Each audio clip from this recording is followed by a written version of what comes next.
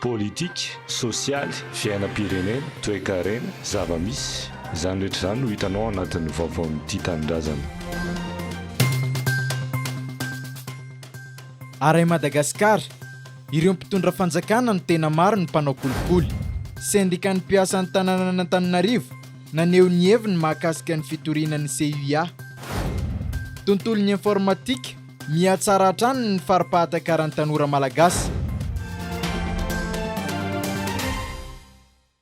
Misy filazana tao amin'ny aina aman-jery anankiray na tele ravavy anankiray milaza hoe mangalatra ny mpiasa Antananarivo. Le mangalatra tenenina dia hoe misy fakana vola inefatra eny amin'ny tsentrana Antananarivo. Io fakana vola inefatra eny amin'ny tsentrana Antananarivo dia amarinay fa fifanarahana nataon'ny merana Antananarivo teo aloha tamin'ireo televizion mpivarotra izy io. Izay hoe misy ny hoe fanadiovana dia misy ny hoe sécurité dia misy hoe fokotany. Dia ireo vola teo nirofonyireo televizion eo dia izy zareo mijery azy. Fa ny vola raisin'ny mpiasa Antananarivo teny amin'ny tsena dia ny ticket tsena ara-dalàna ihany. Izay ticket avy any amin'ny imprimerie nationale mahazo validation avy amin'ny trésor dia izay no ny antony ahafahana maka vola eny an-tsena. Nanao fanambarana mahakasiky ny fanehoan-kevitry Lalatiana Ravolomanana sy ny fitantanam-bolana Antananarivo ny filohan'ny sendikan'ny mpiasan'ny CUA, Riantsoa John Clément, anio tao amin'ny toeram-piasany tetsy amin'ny BMH Isotry. PDS Antananarivo ny ICM zao ny hazavainay anazy ny syndicat autonome dia efa nanao fitoriana afahatry ny ela tany amin'ny tribunal administratif tany amin'ny Biancoa fanafanana ny décision izy fa tsy arrêté municipal décision manome ny SMCD ny fitantanam-bola ny Antananarivo ary tamin'izay fotoana izay dia raha faniteny zay fa tsy mety ilay izy dia mbola natao ihany le izy na efa nitory ary zahay taty aoriana nefa hita tsara ny tsy fitesa satria tsy nandray karama zahay ary tsy dilany 18 mois 18 jours amin'ny mois dia manaraka tamin'ny volana teo aloha. Raha ohatra ianao ka PDS Antananarivo ka tsy miverina aminao ny fitantanam-bola Antananarivo tsisy ilaivana PDS zany satria tsisy asa mandeha tsiny satria ny asa no ahafahana mampandeha ny vola no ahafahana mampandeha ny asa. Raha ohatra ka andeha zany fitoriana nataon'ny madame CM zany dia mangataka tribunal administratif izay mba hamoaka koa ny fitoriana izay nataon'ny syndicat autonome tamin'ny volana août 2022.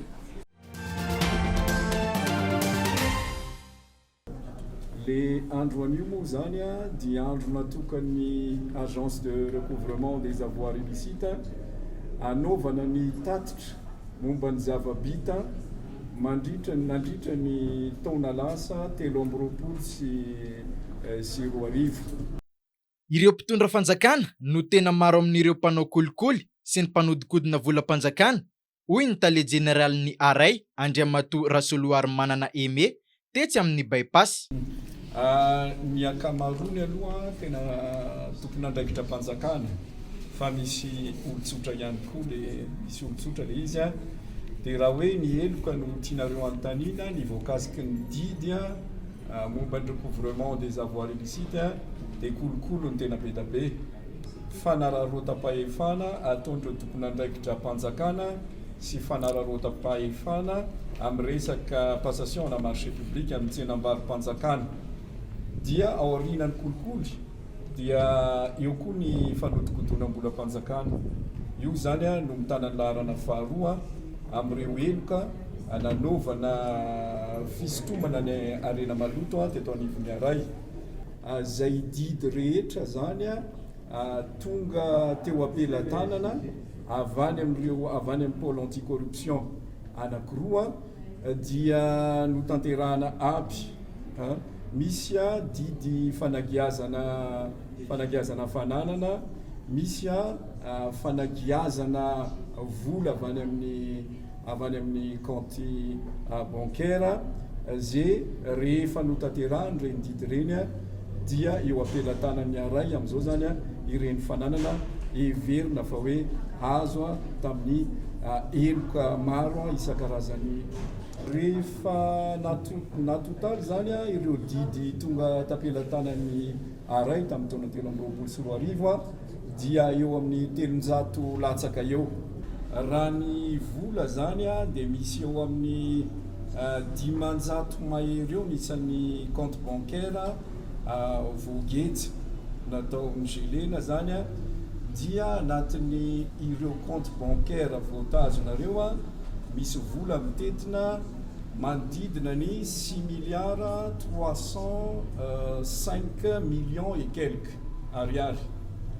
Dia raha ny resaka fananana indray a misy ny fiara, misy ny tany, misy ihany koa ny sambo, misy ihany koa ny fananana madinika isan-karazany.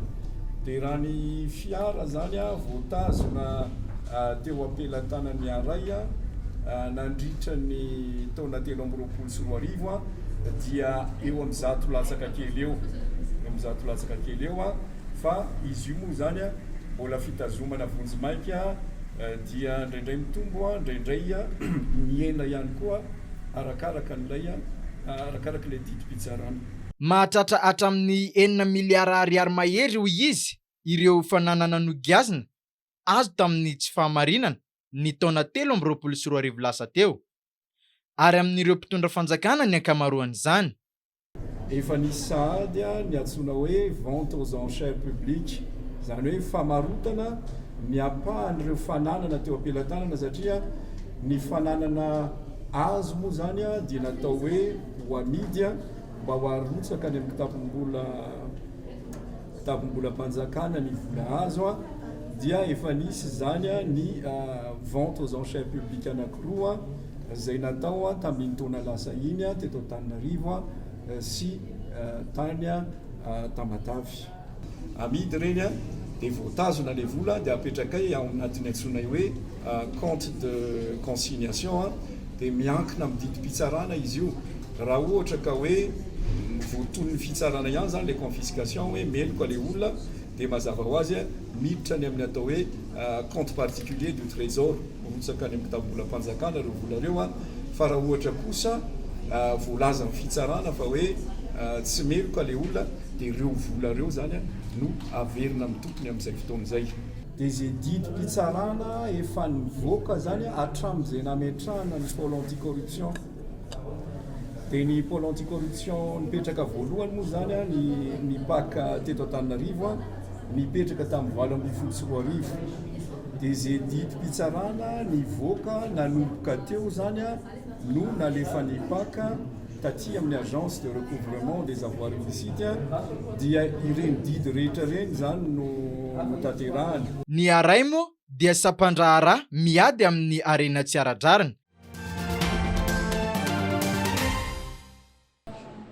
Nangalany nasako ao anatin'ny communication sy webdesign. Ny atsara hatrany ny fari-pahatakaran'ny tanora malagasy ny tontolon'ny informatika raha ny hevitry ny foiben'ny sekoly ambony 2020 ao Paris. Nampahafantarina omaly tetsy amin'ny toeram-pianarana na kampisy momba izany eto Antananarivo, etsy Andrahary kosa ny mombamomba ity sekoly ity, izay fianarana maimaimpoana ny tontolon'ny informatika eto Madagasikara. Miara-miasa manao le projet, na ohatra hoe mbola kita projet natokana le izy, miara-miasa amin'izany hoe amin'ny projet dia aveo zareo samizareo ihany no mifampitsara amin'ny projet nataon'ilay ankizy. Dia mitovy amin'izay ihany koa rehefa milefa cursus zareo miara-miasa ihany ry zareo dia miatobitona rehefa zoa développé ny 42 network no mitsara amin'ilay projet. Fanazavana.